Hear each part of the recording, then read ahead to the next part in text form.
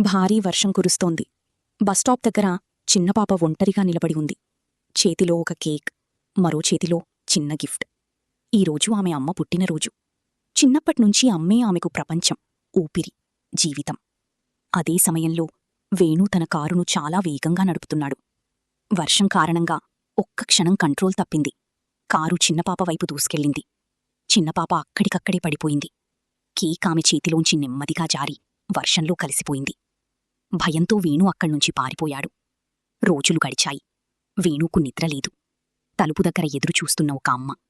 ఒకరోజు రాత్రి 11 గంటలకు చిన్నపాప సమాధి దగ్గరకు వెళ్లాడు. మోకాళ్లపై కూర్చుని ఏడవసాగాడు. చిన్నపాప, నన్ను క్షమించు, నావల్లే నువ్వు ఇలా అయ్యావు. అప్పుడే చిన్నపాప ఆత్మ, ఈరోజు మా అమ్మ పుట్టినరోజు. నా కేక్, నా గిఫ్టెక్కడా? నన్నెందుకిలా చేశావు? నేను మా అమ్మ దగ్గరకు వెళ్ళాలి. ఆమె ఒంటరిగా ఉంది. దయచేసి నన్ను బ్రతికించు. ఆ మాటలు విన్న వేణు తట్టుకోలేక కన్నీళ్లతో దేవాలయానికి వెళ్లాడు. దేవుడి ముందు పడిపోయి ఏడ్చాడు. నాకు ఏ శిక్షైనా వెయ్యండి, కాని చిన్నపాపను బ్రతికించండి. కొద్దిసేపటి తర్వాత దేవుడు, ప్రకృతి ధర్మాన్ని మార్చడం సులభం కాదు. వేణు మళ్లీ వేడుకున్నాడు. నా ప్రాణం తీసుకోండి, కాని ఆమెను బ్రతికించండి, ఒంటరిగా ఉన్న అమ్మకోసం. దేవుడు, నీ ప్రేమ నిజమైనది. నీ ప్రాణాన్ని తీసుకుని ఆమెకిస్తాను. ఆ మాట విన్న వేణు చిరునవ్వు చిందించాడు.